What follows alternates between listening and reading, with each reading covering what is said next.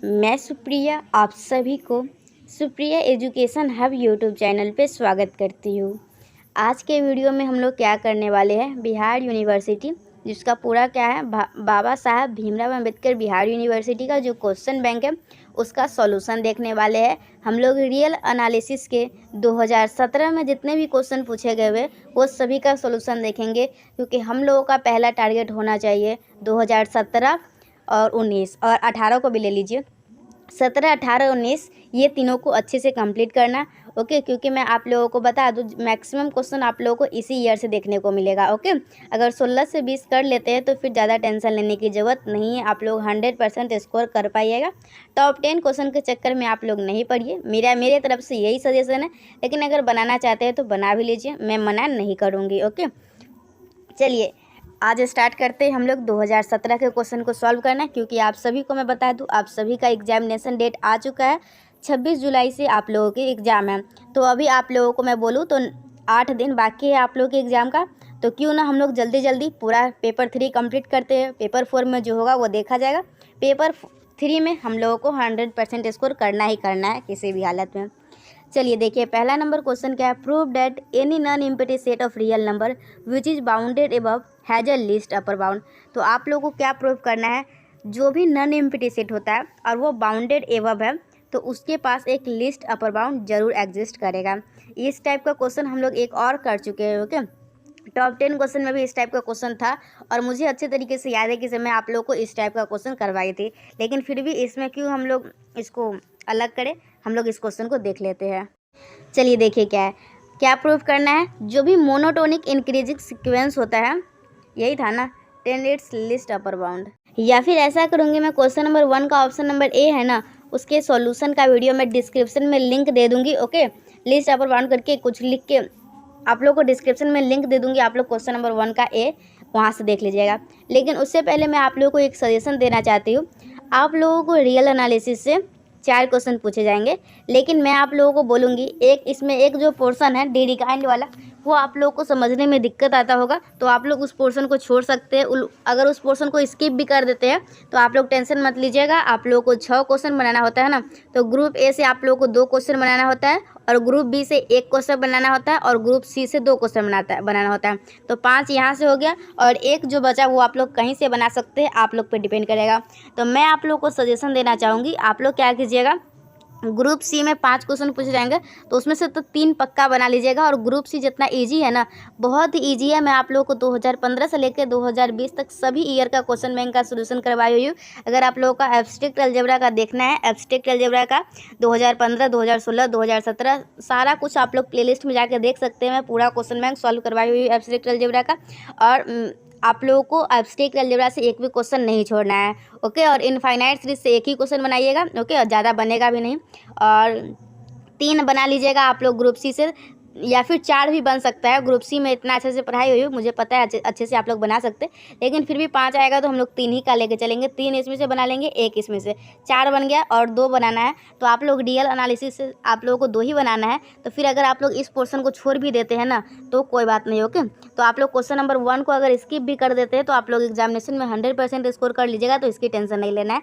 लेकिन कंटिन्यूटी और जो थ्योरम है ना उसको अच्छे से करना है। आप लोगों को रियल एनालिसिस में 3 थ्योरम करना है, एक रॉल्स थ्योरम करना है, एक लैग्रेंज मीन वैल्यू थ्योरम करना है। ओके, और एक टेलर्स थ्योरम है। ओके, और टेलर्स थ्योरम का एक्सपेंशन मैक्लोरिन सीरीज है। तो आप लोग अगर 3 थ्योरम कर लेते हैं, Rolle's theorem, Lagrange mean value theorem और टेलर्स थ्योरम, ये 3 कर लेते हैं तो आप लोग का एक क्वेश्चन कंप्लीट हो जाता है। मतलब आप लोग का 15 नंबर यहाँ से आ जाएंगे। ओके, और बचा 15 नंबर, तो और एक कंटिन्यूटी का कर लेते हैं। तो मैं कंटिन्यूटी भी एक अलग वीडियो बनाई हुई जिसमें सिर्फ कंटिन्यूटी एंड डिफरेंशिएबिलिटी का पूरा बताई हुई हूँ। अगर आप लोग उस वीडियो देख लेते हैं तो उस वीडियो से एक भी क्वेश्चन उससे बाहर नहीं आएगा, इसकी गारंटी मैं लेती हूँ। तो आप लोग उस वीडियो को जरूर देख लीजिएगा। तो आप लोगों को मेरे तरफ से यही सजेशन रहेगा, आप लोग एग्जामिनेशन में ज़्यादा तेज बनने की बजाय आप लोग क्या कर सकते हैं, 3 और 4 नंबर क्वेश्चन को ही बनाने की कोशिश कीजिएगा।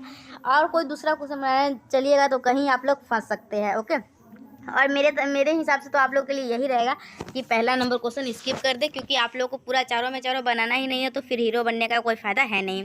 चलिए तो हम लोग क्वेश्चन नंबर 1 यहाँ भी स्किप ही कर देते हैं, क्यों टाइम वेस्ट करें। चलिए क्वेश्चन नंबर 2 का ऑप्शन नंबर ए देखते हैं। State and prove the necessary and sufficient condition for a monotonic sequence to be convergent. Okay, आप लोगों को क्या प्रूव करना है, नेसेसरी और सफिशिएंट कंडीशन बताना है। कोई भी मोनोटोनिक सीक्वेंस जो होता है वो कन्वर्जेंट होता है उसका। ओके, तो देखिए स्टेटमेंट क्या है आप लोगों का, स्टेटमेंट है the necessary and sufficient condition for a monotonic sequence to be convergent is that is bounded. Okay, तो ये आप लोग का क्या है, ये है स्टेटमेंट। अब हम लोग क्या करेंगे, अब हम लोग पहले नेसेसरी कंडीशन लिखेंगे। नेसेसरी कंडीशन क्या है, let the sequence a n be an monotonic sequence. हम लोग का नेसेसरी कंडीशन क्या है, हम लोग का एक मोनोटोनिक सीक्वेंस है जो कि कन्वर्जेंट है, तो हम लोग वही लिख दिए, let the sequence a n be convergent, let the sequence a n be a monotonic sequence which is convergent. Okay, तो देन तो अगर ये कन्वर्जेंट है तो हम लोग को क्या प्रूफ करना है, तो हम लोग को प्रूफ करना है ये बाउंडेड होगा। Then we have to prove that sequence a n जो है वो is bounded for this. Okay, उसके लिए हम लोग क्या करेंगे, ए एन एक कन्वर्जेंट सीक्वेंस मान लेंगे। तो for this let a n be a convergent sequence. So अगर कोई भी एक कन्वर्जेंट सीक्वेंस होता है, इसका क्या मतलब है, होता है अगर कोई हम लोग किसी को बोल रहे हैं कन्वर्जेंट सीक्वेंस है, तो हम लोग अगर उसका लिमिट लेते हैं एन टेंस टू इनफाइनाइट, तो वो फाइनाइट वैल्यू देता है। यही अगर डाइवर्जेंट की बात करूँ मैं, तो अगर डाइवर्जेंट में अगर हम लोग एन टेंस टू इनफाइनाइट लेते हैं उसका लिमिट, तो वो प्लस इनफाइनाइट या माइनस इनफाइनाइट देता है। यही कन्वर्जेंट की बात करें तो हम लोग जब उसका इनफाइनाइट लिमिट लेते हैं तो हम लोग का वो क्या देता है, कन्वर्जेंट सीक्वेंस होता है। तो वही हम लोग क्या करें, पहले थोड़ा सा बात समझिए। हम लोगों को प्रूव क्या करना है, एक सीक्वेंस है और वो सीक्वेंस बाउंडेड है। तो हम लोग एक सीक्वेंस ले लिए, एक सीक्वेंस ले लिए, क्या सीक्वेंस लिए, ए एन, और हम लोग को प्रूव क्या करना है, ए एन जो है वो बाउंडेड है। ओके, तो ए एन जो है हम लोग का एक सीक्वेंस है। ओके, ए एन जो है हम लोग का क्या है, कन्वर्जेंट सीक्वेंस है। तो कन्वर्जेंट सीक्वेंस है तो मतलब हम लोग अगर इसका limit n tends to infinite लेते हैं तो फाइनाइट वैल्यू देगा। तो यहीं पे लिखेंगे so a n tend to a limit l. Okay, as n tends to infinity, मतलब एन टेंस टू इन्फिनिटी पे एक फाइनाइट वैल्यू देता है जो कि एल के बराबर है। देन बाय डिफिनीशन तो क्या हो जाएगा, तो हम लोग का लिमिट का, अब हम लोग लिमिट का डिफिनेशन का यूज करेंगे। देखिए लिमिट का डिफिनेशन क्या बोलता है, then by definition. Okay, then by definition of limit it follows that for a given arbitrary small positive number epsilon there exist a positive integer p such that. तो देखिए हम लोग का लिमिट का डिफिनेशन क्या बोलता है, अगर ऐसा कंडीशन होता है, ओके, जब हम लोग का एन टेंस टू इनफाइनाइट लेते हैं और एल एक फाइनाइट वैल्यू आता है, तो हम लोगों का लिमिट का डिफिनेशन बोलता है इसमें कोई एक एप्सिलॉन जो कि पॉजिटिव स्मॉल नंबर है वो जरूर एग्जिस्ट करेगा। किस प्रकार से एग्जिस्ट करेगा, जिसमें ए एन माइनस एल जो होगा वो लेस देन होगा किसके, एप्सिलॉन के, और फॉर ऑल डेट एन जो है वो सारे वैल्यू के लिए एन जो है वो ग्रेटर देन और इक्वल टू होगा किसके, पी के। तो अगर कोई भी n minus l less than है ई के, तो इसको हम लोग क्या लिख सकते हैं, l minus epsilon greater than a n और greater than l plus e, और इसको मान लेंगे हम लोग इक्वेशन 1। यहाँ तक आप लोगों को समझने में कोई भी दिक्कत नहीं आया होगा, बस वही बात को स्टेटमेंट की तरह से लिखा गया है। ओके, ये समझ लीजिए, ये क्वेश्चन आप लोगों के लिए बहुत इंपॉर्टेंट है, आप लोग के एग्जामिनेशन में आ सकता है। तो देखिए उसके बाद हम लोग क्या करेंगे, हम लोग मानेंगे A1 A2 A3 लेके L प्लस ई तक, इसमें M जो है M कैपिटल M जो कि मैक्सिमम वैल्यू होगा इसमें का, और एक मानेंगे A1 A2 A3 लेके कहाँ तक, L माइनस एप्सिलॉन जो कि मतलब कि मिनिमम वैल्यू होगा। तो AN का जो वैल्यू होगा, AN मतलब क्या, N का वैल्यू एक बार 1 लेंगे, एक बार 2 लेंगे, एक बार 3 लेंगे, तो हम लोग का जो AN का वैल्यू होगा वो M से बड़ा होगा, और मतलब स्मॉल m से बड़ा होगा और कैपिटल M से छोटा होगा। ओके, तो अगर आप लोग का ये कंडीशन आ रहा है, ओके, इस टाइप का कंडीशन आ रहा है, मतलब इसमें जो है ये देख के आप लोग को लग रहा होगा कि इसमें अपर बाउंड भी है और इसमें लोअर बाउंड भी है। तो कोई भी ऐसा सीक्वेंस होगा जिसमें अपर बाउंड भी एग्जिस्ट करता है और लोअर बाउंड भी एग्जिस्ट करता है, तो हम लोग क्या बोलते हैं, वो एक बाउंडेड सीक्वेंस है, और हम लोग यहाँ से बोल सकते हैं ए एन जो है वो बाउंडेड है। तो हम लोग का पहला क्या था, पहला यही था कि हम लोग का एक कन्वर्जेंट सीक्वेंस लेना था और उसको दिखाना था वो बाउंडेड है। हम लोग ए एन एक कन्वर्जेंट सीक्वेंस लिख लिए और हम लोग दिखा दिए है क्या ये बाउंडेड है। अब हम लोग क्या करेंगे, देखिए सफिशिएंट कंडीशन क्या है, let the sequence a n be a bounded monotonic sequence, then we have to prove that a n is convergent. तो अब हम लोग को सफिशिएंट कंडीशन में क्या करना है, सफिशिएंट कंडीशन में हम लोग को मानना है क्या, ये ए एन जो है ये बाउंडेड सीक्वेंस है, तो हम लोग को ये दिखाना होगा क्या, ये कन्वर्जेंट ए एन जो है वो कन्वर्जेंट होगा। ओके, उसका अपोजिट करना है। तो let the sequence a n be a bounded monotonic sequence, then we have to prove that a n is a convergent sequence. For this let a n be a monotonic increasing sequence, इसके लिए हम लोग क्या मान लेंगे, N है, N जो है वो मोनोटोनिक इंक्रीजिंग सीक्वेंस है। ओके, देखिए अगर वो बाउंडेड है तो उसमें एक इंक्रीजिंग सीक्वेंस भी होगा और उसमें एक लिस्ट अपर बाउंड भी होगा और एक ग्रेटेस्ट लोअर बाउंड भी होगा। ओके, तो हम लोग वही लिखे, लेट एन भी है मोनोटोनिक इंक्रीजिंग सीक्वेंस। अगर हम लोग मानते हैं एन जो है वो मोनोटोनिक इंक्रीजिंग सीक्वेंस है, मतलब उसके पास एक लिस्ट अपर बाउंड होगा, हुज लिस्ट अपर बाउंड, और वो लिस्ट अपर बाउंड किसके बराबर होगा, एम के बराबर होगा। तो then by definition of least upper bound, तो लिस्ट अपर बाउंड का डिफिनेशन क्या बोलता है, एन जो है वो एम जो है एम वो लिस्ट अपर बाउंड का डिफिनेशन ये बोलता है। Okay, N is less than और इक्वल टू एम। तो हम लोग इसको क्या लिख सकते हैं, देखिए एन इज लेस देन और equal to M for all that N. और क्या हो जाएगा, अगर हम लोग इसमें से एप्सिलॉन घटाते हैं, ओके, तो ये हो जाएगा n is greater than m minus epsilon for at least one value of n where epsilon is arbitrary small positive number. Okay, epsilon arbitrary small positive number है, वो आप लोगों को पता ही है। तो हम लोग का एक कंडीशन लेंगे, ये let this true for n equal to m. Okay, ये कब सही होगा, जब हम लोग का एन और एम आपस में बराबर होगा। तो यहाँ से हम लोग का एक इक्वेशन बन के आएगा, क्या, जो ए एम है वो ग्रेटर देन है इक्वल टू है एम माइनस एप्सिलॉन का। तो ये हम लोग का इक्वेशन 2 हो गया। तो यहाँ से हम लोग क्या दिखा दिए, सिंस मतलब कि सिंस ए एन जो है वो मोनोटोनिक इंक्रीजिंग सीक्वेंस है, मतलब ए एन जो है वो ग्रेटर देन और इक्वल टू है किसके, ए एम के, for all that n greater than और एम। इक्वेशन 2 और इक्वेशन 3 को आप लोग अगर ध्यान से देखिएगा तो आप लोगों को क्या आया है, from equation 2 and equation 3 we get a n जो है वो बड़ा है किसके, एम माइनस एप्सिलॉन के। ओके, मैं आप लोगों को लिख के बता दी तो ज़्यादा समझ में आता, पीडीएफ से आप लोगों को थोड़ा सा कम समझ में आता होगा जैसा कि मुझे लग रहा है। ओके, तो हम लोग को यहाँ से आप लोग बस कंपेयर करते चलिए ना, सब काम हो जाएगा। एन जो है वो ये हो जाएगा, तो हम लोग इक्वेशन 1 से बोल सकते हैं ये, तो आप लोग इसको देख के बता सकते हैं क्या, एन जो है वो क्या लिखी हूँ मैं, तो आप लोग अगर कंपेयर करते हैं ना तो यहाँ एम माइनस ई से लेके और एम प्लस ई एप्सिलॉन तक। ओके, एप्सिलॉन पढ़ते हैं इसको, एप्सिलॉन नॉट एप्सिलॉन। तो ये आप लोग का ए एन का वैल्यू यहाँ तक आता है, मतलब यहाँ से हम लोग ये लिख सकते हैं, अगर ये लिख सकते हैं मतलब ए एन जो है वो टेंड्स कर रहा है इसको एम को, देन लिस्ट अपर बाउंड जो है least upper bound of a n. तो हम लोग यहाँ से बोल सकते हैं क्या, every monotonic increasing sequence tends to its least upper bound. Okay, tends to its least upper bound. तो हम लोग यहाँ से बोल सकते हैं since a n tends to m therefore a n is convergent. तो ए एन जो है एक फाइनाइट लिमिट को टेंड कर रहा है एम को, तो हम लोग बोल सकते हैं क्या, ये ए एन जो है ये हम लोग का कन्वर्जेंट है। चलिए अब हम लोग नेक्स्ट क्वेश्चन देखेंगे। नेक्स्ट क्वेश्चन क्या है, ये क्वेश्चन नंबर 2 का ऑप्शन नंबर ए देख लिए, क्वेश्चन नंबर 2 के ऑप्शन नंबर बी को देखिए। देखिए मैं ऐसे तो आप लोग को 2 का 2, 3, 4 दोनों में 2 है, मतलब 6 क्वेश्चन करवाऊंगी, लेकिन मैं आप लोग को एग्जामिनेशन में बोलूँगी बस आप लोग को 2 क्वेश्चन बनाना है, एक कंटिन्यूटी वाला जो सवाल आएगा वो, और एक थ्योरम प्रूफ करने वाला होगा वो। ओके, अगर इतना भी कर लेते हैं तो आप लोग रियल एनालिसिस में टेंशन मत लीजिएगा। अगर आप लोग एक भी बना पाते हैं ना रियल एनालिसिस में, तो एक रियल एनालिसिस में बना लीजिएगा, और इनफाइनाइट में 2 बना लीजिएगा, 2 1 3 तो हो गया, और एब्स्ट्रैक्ट में 3 बना लीजिएगा। ऐसे में आप लोगों को पूरा विश्वास दिला सकती हूँ। आप लोगों को एब्स्ट्रैक्ट अलजेब्रा में 5 क्वेश्चन आएगा, आप लोग 5 के 5 बना सकते हैं, लेकिन 5 को 5 बनाना नहीं है। ओके, अगर 5 का 5 बना लेते हैं तो फिर आप लोग को टोटल 6 ही बनाना है, तो एक ग्रुप से तो 1 ले लीजिएगा, लेकिन एक ग्रुप तो ऐसे ही बिना छुए रह जाएगा। आप लोग अगर ऐसा कीजिएगा तो आप लोग एग्जामिनेशन में नंबर कम आ सकते हैं, क्योंकि हर एक ग्रुप में से टच करना ही पड़ता है। ओके, एक ना एक क्वेश्चन टच करना ही होता है, लेकिन यहाँ जो है वहाँ क्लियर कर दिया गया हुआ है कि 2 क्वेश्चन ग्रुप ए से बनाना है, एक क्वेश्चन बनाना है किससे, एक क्वेश्चन बनाना है ग्रुप बी से, और 2 बनाना है ग्रुप सी से, लेकिन एक क्वेश्चन जो बचता है वो आप लोग कहीं और से बना सकते हैं। चलिए देखिए, बी देखना है आप, if a function defined on the real line this. तो चलिए देखिए क्या करना था, हम लोग को एक फंक्शन दिया हुआ था जो कि था x into sine of 1/x, और हम लोग को इसकी कंटिन्यूटी एंड डिफरेंशियबिलिटी पे सवाल था, ये बताना था। तो हम लोग कंटिन्यूटी पे चेक करेंगे। कंटिन्यूटी चेक करने के लिए क्या होता है, 3 चीज़ निकालना होता है, एक हम लोग को लेफ्ट हैंड लिमिट, एक राइट हैंड लिमिट, और एक वैल्यू ऑफ फंक्शन। अगर तीनों आपस में बराबर होते हैं तो हम लोग बोलते हैं ये कंटिन्यूअस है। डिफरेंशिएबल में क्या होता है, हम लोग एक लेफ्ट हैंड डेरिवेटिव एक राइट हैंड डेरिवेटिव दोनों निकालते हैं, दोनों आपस में बराबर होता है, तो हम लोग बोलते हैं क्या ये एक डिफरेंशिएबल भी है।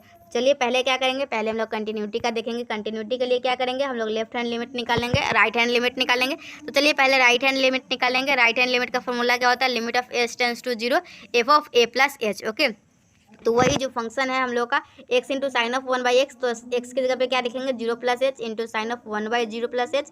0 प्लस एच क्या हो जाएगा h into sine of h। Okay, और आप लोगों को पता होगा साइन थीटा का वैल्यू जो है ना वो 0 से -1 से लेकर 1 तक लाई करता है, और एच जो है वह है 0। तो 0 में अगर हम लोग कोई फाइनाइट वैल्यू जो कि -1 से लेके 1 तक लाई करता है उससे मल्टीप्लाई करेंगे तो हम लोग को क्या आएगा, 0 ही आएगा।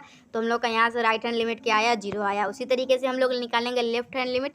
लेफ्ट हैंड लिमिट का फॉर्मूला क्या कहता है, f of a minus h. A यहाँ क्या है, 0 है। ओके, 0 पे वैल्यू निकालना है तो 0 माइनस एच, एक्स की जगह पे ये रखेंगे तो हम लोग को क्या है, H into sine of 1/h।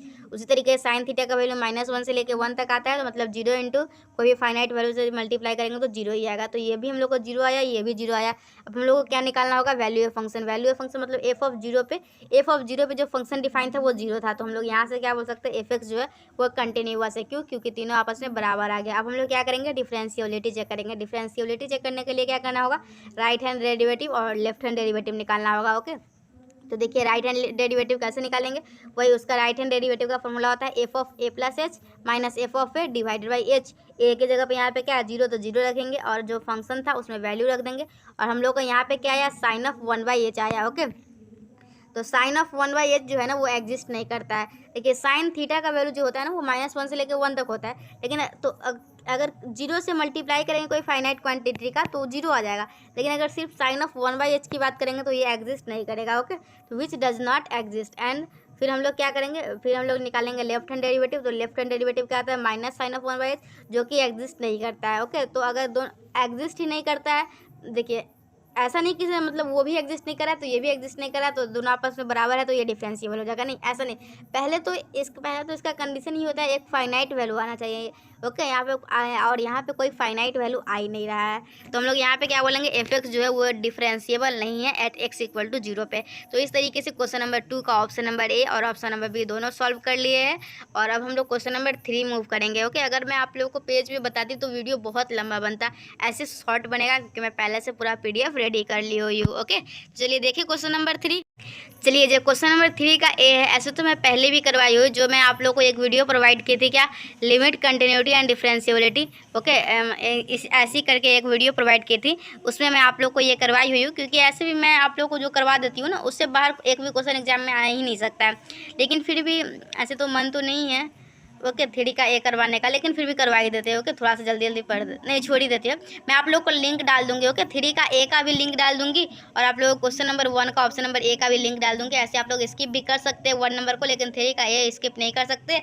तो वो मैं जो कंटिन्यूटी एंड डिफरेंशिएबिलिटी का जो बताई हुई उसमें आप लोग देख लीजिएगा। मैं आप लोग को वीडियो के डिस्क्रिप्शन में लिंक जरूर दे दूँगी। ओके, चलिए देखिए 3 का भी क्या है, by Cauchy general principle of convergence. Okay, एक Cauchy general principle of convergence क्या होता है, आगे बात करेंगे। पहले क्वेश्चन देखिए, सो डेट द सीक्वेंस जो दिया हुआ है FN 1 + 1/2 + 1/3 + dash dash 1/n is not convergent. Okay, ये फंक्शन जो है ये कन्वर्जेंट नहीं है।